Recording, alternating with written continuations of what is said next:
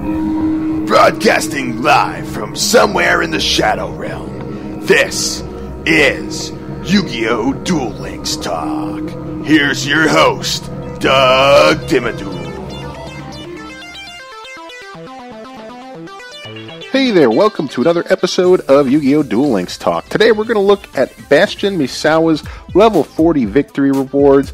As you go and duel Bastion, you get some really good cards, and just so you know, if you want to unlock Bastion, and I know this one isn't really floating out there, but you have to win, I believe it's 50 games or 50 duels with less than 3 cards remaining in your deck. So that's how you're able to unlock Bastion, and he's got some pretty good cards. So without further ado, I just want to go through the ultra rare, the super rares, and the rares that you get from beating him at level 40. So first off, you have Water Dragon. It is a level 8 Sea Serpent, 2800 attack and 2600 defense. This card cannot be normal summoned or set, and this card cannot be special summoned except with bonding H2O. The attack of fire monsters and pyro type monsters becomes 0, and when this card is destroyed and sent to the graveyard, you can special summon 2 Hydrogeddons and 1 Oxygeddon from your hand. From your graveyard. So this card is pretty good, but again, it's got a lot of requirements as far as getting that summon out there. So if you're running a Water Dragon deck, this is definitely the one that you want to go for. It's pretty good. Then you have the super rare Homunculus, the Alchemic Being, and it's a level 4 plant, 1800 attack, 1600 defense. Once per turn, you can change the attribute of this card. This could come into play with different spells and traps. And overall, this thing could be a pretty powerful card in the right deck. Then you got DD Survivor, level 4 warrior, 1800 attack, 200 defense.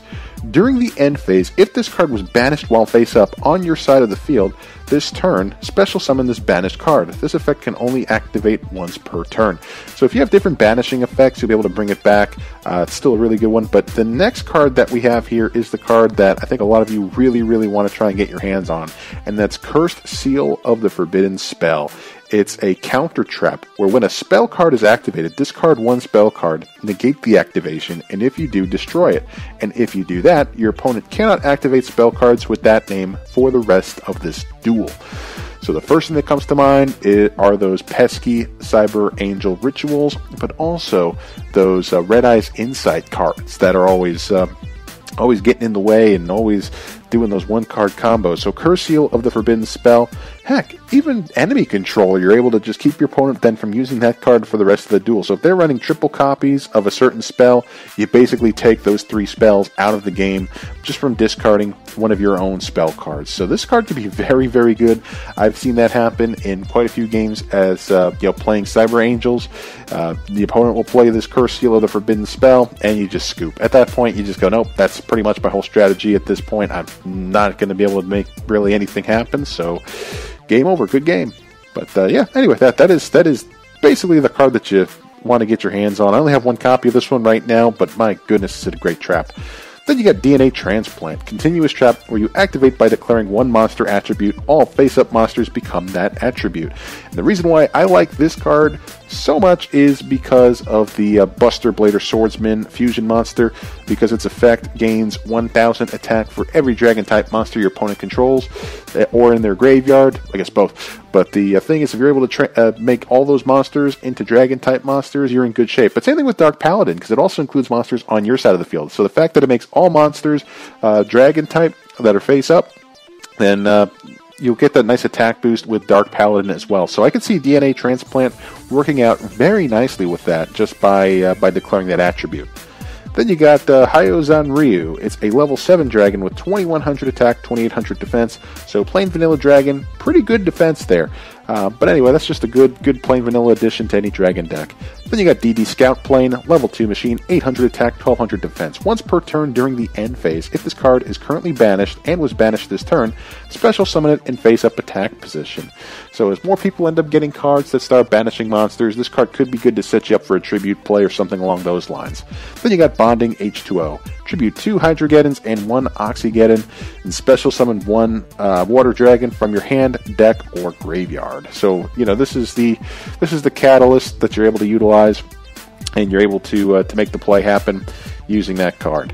Then you got Spirit Barrier. This one's really good. It's a continuous trap card where while you control a monster, you take no battle damage. So this pairs really nicely with cards that can't be destroyed by battle. So not only will you be taking no battle damage, but the monster won't be destroyed. So yeah, really good continuous trap if you're running maybe an unhappy girl type of deck. Then you got Crevice into the Different Dimension. It's a trap where you declare one attribute and select a total of 2 monsters with that attribute from the graveyards and remove those monsters from play. So overall, these are pretty much it in a nutshell. You could run yourself a nice Water Dragon deck using those Water Dragons, but also getting those copies of Bonding H2O. But the more sought after pieces, definitely hands down, is that Cursed Seal of the Forbidden Spell. So as far as farming goes, I haven't really looked too much into farming this this duelist yet. Now, of course, I really want all those traps, and I really want 3 of everything that he has. So I may end up taking some time and start grinding at some point soon. But yeah, Bastion is a really good character to use. Definitely recommend going through and trying to farm at level 40 when you get the opportunity to. I know there's a whole lot going on right now, but some of these cards could be key and could be very useful as you get into the KC Cup next week. But anyway, yeah, that's pretty much it in a nutshell. Not going to be a long episode today, but just wanted to do the rundown on those level 40 rewards. So if there's anything that you want to add, or if there's a deck that you run with a lot of these cards, or any deck ideas that you've had using this, I'd like to hear about it. Feel free to reach out to me on Twitter at YuGiOh Deck Talk. It's all one word, at YuGiOh Deck Talk, and I'd love to hear from you. But anyway, that's it for today's episode. Thanks again for tuning in, and we'll see you next time. Take care.